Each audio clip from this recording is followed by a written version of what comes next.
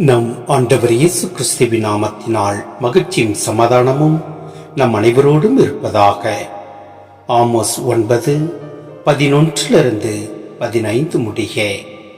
அந்நாட்களில் விழுந்து கிடக்கும் தாவீதின் கூடாரத்தை மீண்டும் உயர்த்துவே, அதில் உள்ள கீழ்ச்சிலைகளை பழுது பார்த்து சிதைந்தவற்றை சீர்படுத்தி பண்டை நாளில் இருந்தது போல் மீண்டும் கட்டி எழுப்புவே. அப்பொழுது ஏதோமில் எஞ்சியிருப்போரையும் எனது பெயரை தாங்கியிருக்கும் பிற இனத்தார் அனைவரையும் அவர்கள் தங்கள் உடைமையாக்கிக் கொள்வார்கள் என்கிறார் இதை செயல்படுத்தும் ஆண்டவர். இதோ நாட்கள் வரப்போகின்றன. அப்போது அறுவடை செய்வோரை உழுவோரும் கனிப்பிழிவோரை விதைப்போரும் தொடர்ந்து முன்னேறுவர். மலைகள் இனிய ரசத்தை பொழியும், குன்றுகள் தோறும் அது வழிந்தோடும் என்கிறார் ஆண்டவர். என் மக்களாகிய இஸ்ரேலை முன்னைய நன்னிலைக்கு கொண்டு வருவேன். அவர்கள் பாழடைந்த நகர்களை திரும்ப கட்டி அவற்றில் குடியேறுவார்கள். திராட்சை தோட்டங்களை அமைத்து அவற்றின் கனிரசத்தை அருந்துவார்கள். பழத்தோட்டங்கள் அமைத்து அவற்றின் கனிகளை உண்பார்கள். அவர்களை தங்கள் நாட்டில் மீண்டும் நான் வேரூன்ற செய்வேன். நான் அவர்களுக்கு அளித்திருக்கும் நாட்டிலிருந்து இனி ஒருபோதும் அவர்கள் பிடுங்கப்பட மாட்டார்கள் என்கிறார் உங்கள் கடவுளாகிய ஆண்டவர்.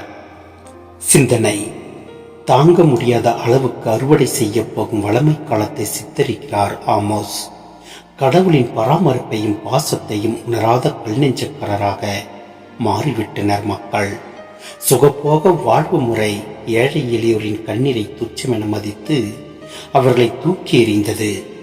ஏதோ கடவுளின் கண்களை ஆடம்பர சடங்குகளால் மறைத்து மயக்கிவிட முடியும் என செல்வர்கள் கோட்டை கட்டினார்கள். கடவுளையும் அவரது பாசத்து அரவணைப்பையும் மையப்படுத்தாத அம்மக்களின் தீய வழியை கண்டித்தார் ஆமோஸ். சமயம் வேறு, சமூகம் வேறு, பக்தி வேறு, தொழில் வேறு, நம்பிக்கை வேறு, உறவு வேறு, சடங்கு வேறு, பொருளாதாரம் வேறு என்று கூறப்படும் வாழ்வு முறைகள் நம் அகவாழ்வையும் புறவாழ்வையும் ஆண்டவர் முன்னால் அர்ப்பணிக்க மறுப்பவை. நம் அறநெறி முறைகளை பாதிக்கப்பட்ட ஏழை எளியோரின் பார்வையிலிருந்து உருவாக்கி செயல்படுத்தும் திறந்த உள்ளமும் பரந்த மனமும் தேவை. பாவத்தின் சம்பளத்தை சாமிக்கு தந்துவிட்டால் போதும் என்னும் மனநிலைதான் ஒடுக்கப்பட்டவரை மேலும் ஒடுக்குவது. இதை கண்ணூரும் கடவுள் சும்மா இருக்க மாட்டார். அவர் அடித்தும் திருத்துவார், அனைத்தும் திருத்துவார். ஏனெனில் நம் அகவாழ்வை சீர்படுத்தி நம் ஆண்டவர் முன் நிலைத்து நிற்போம். எல்லாம் வல்ல இறைவன் நம்மை நிறைவாய் ஆசீர்வதிப்பார். ஆமென்.